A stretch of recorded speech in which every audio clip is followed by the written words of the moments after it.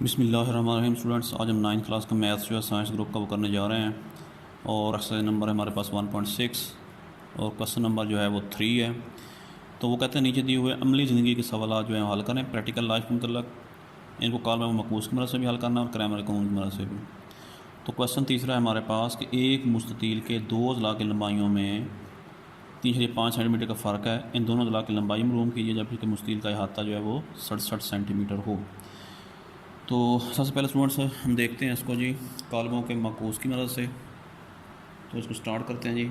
हम करते हैं सबसे पहले हमें करना पड़ेगा जी मुस्ततील की दुला की लंबाई में 3.5 सेंटीमीटर का फ़र्क है। तो हम सबसे पहले जो है लंबाई जो है उसको सपोज करेंगे। फ़र्ज़ किया मुस्ततील की लंबाई। तो स्टूडेंट्स वो हम फ़र्ज़ कर लेते हैं जी हमारे पास जो है वो XCM है, मतलब सेंटीमीटर है। और इस तरह इसकी जो चौड़ाई है हमारे पास स्टूडेंट्स उसको हम सपोज कर लेते हैं कि वो Y सेंटीमीटर है। ठीक है जी। अब सवाल की शर्त क्या है जी? उन्होंने कहा जी मुस्ततील के दो अज़ला की लंबाई में 3.5 सेंटीमीटर का फ़र्क है। ठीक है। तो इन दोनों के अंदर लंबाई और चौड़ाई जो है इनके दरमियान जो फ़र्क है इसका मतलब ये है x माइनस वाई जो है वो कितना होगा स्टूडेंट्स 3.5। ठीक है जी। इस तरह वो दूसरी जो शर्त बता रहे हैं वो कह रहे हैं कि इन दोनों अज़ला की लंबाई मालूम की जबकि मुस्ततील का अहाता 67 सेंटीमीटर हो। अब अहाते के लिए फार्मूला स्टूडेंट्स पता ही होगा आपको, वो लिखने की भी ज़रूरत नहीं है कि मुस्ततील का अहाता जो होता है वो होता है जी लंबाई जमा चौड़ाई ज़रा 2, लेंथ प्लस विड्थ इंटू 2। तो अब हमारे पास जो लंबाई और चौड़ाई है वो x और y है। मतलब ये है हमारे पास कि x की अगर जो इसको 2 से ज़रब कर लें तो ये बन जाएगा 2x, और इसी तरह y को भी 2 से मल्टीप्लाई कर लें तो ये 2y बन गया। मतलब जो लंबाई चौड़ाई वाला 2 है उसके साथ लगाना है और दरमियान में इसका है जी प्लस, और ये कितना है अहाता इसका कितना है जी 67 सेंटीमीटर्स। ठीक है जी। तो ये स्टूडेंट्स हमारे पास बनेंगी इसकी जो इक्वेशन है। तो स्टूडेंट्स अब देखें इन इक्वेशंस को जो है हम लिखते हैं जी। तो इनको लिखना है कॉलमों की शक्ल में लिख लें। तो ये बन गया x माइनस वाई है और ये हमारे पास है 2x plus 2y is equal to 3.5 and 67। ठीक है स्टूडेंट्स। अब जो हमने करना है इसके अंदर इसमें इसके लिखें जो कोएफिशिएंट्स जो हैं ये कॉलमों की शक्ल में लिख दें इनको। तो कोएफिशिएंट इसका 1 है, इसका -1 है, इसका 2 प्लस का और इसका भी 2 प्लस का होगा। इस तरह हमारे पास x y अलग हो जाएंगे और ये बराबर आ जाएंगे 3.5 इंटू 67। ठीक है जी। अब हम जी फ़र्ज़ कर लेते हैं सपोज़ कि हमारे पास ये जो है a के बराबर है 1 2 -1 2, ये x के बराबर है हमारे पास x y हो गया। और स्टूडेंट्स इस तरह हमारे पास जो b होगा वो स्टूडेंट्स हो जाएगा जी 3.5 एंड 67। ठीक है जी। अब स्टूडेंट्स सबसे पहले चीज़ जो हमने इसके अंदर करनी है वो करनी है इसका डिटर्मिनेंट जो एक मालूम करेंगे ताकि पता चले कि सिंगुलर है या नॉन सिंगुलर मैट्रिक्स है जी। तो एक डिटर्मिनेंट लेते हैं जी। तो स्टूडेंट्स क्या बन जाएगा ये, इनको मल्टीप्लाई करें 2 1 मल्टीप्लाइड बाई 2 और माइनस इसको -1 और 2 को। स्टूडेंट्स ये क्या बन गया हमारे पास 2 1 ज़ार 2 और माइनस माइनस प्लस 2 1 ज़ार 2, ये बन गया जी 4। जो डिटर्मिनेंट हमारे पास आ गया जी वो स्टूडेंट्स आ गया जी 4। अब इस तरह हमारे पास स्टूडेंट्स मतलब ये नॉन सिंगुलर है, 0 के बराबर नहीं है, तो ये इसका हल किया जा सकता है। अब हमने क्या करना है स्टूडेंट्स, हमारे पास जो इसकी इक्वेशन बनती है वो होती है जी ax बराबर b के, और अगर x लें तो ये आ जाएगा जी a इनवर्स b। इसका लिए इक्वेशन नंबर 1।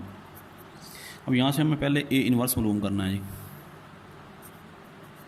तो a इनवर्स क्या होता है जी, adjoint of a over determinant of a। ठीक है जी। तो अब स्टूडेंट्स क्या करेंगे जी, हमें एडजॉइंट ऑफ a मालूम कर लेना जी।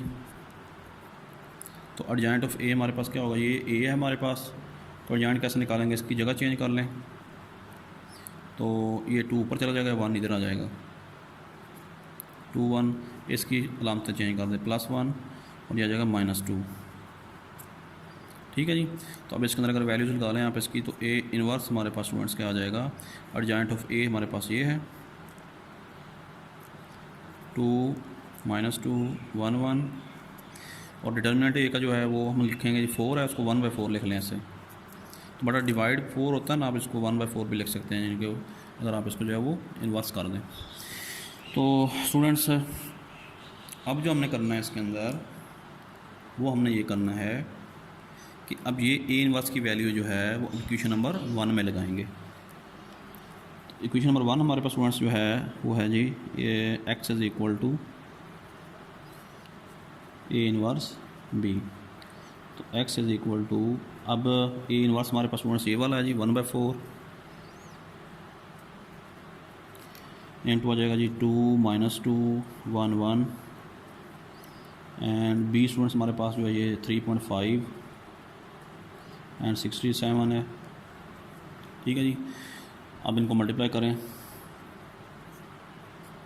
1/4 टू फर्स्ट कॉलम, मतलब ये तो है ही एक ही कॉलम है इसके अंदर, 2 मल्टीप्लाइड बाई 3.5 और +1 मल्टीप्लाइड बाई 67, इस तरह -2 multiplied by 3.5 and +1 multiplied by 67। Students हमारे पास x इज़ इक्वल टू 1/4, ये जी 3.5 मल्टीप्लाइड बाय 2 कितना होगा 7 + 67, तो ये -7 + 67। ठीक है जी। अब जो स्टूडेंट्स हमने देखना है इसमें x is equal to XY हमने सपोज किया था, तो 1/4 इंटू ये क्या आ जाएगा जी 67 7 74, और ये माइनस का 7 प्लस का 67, तो ये बन गया जी 60।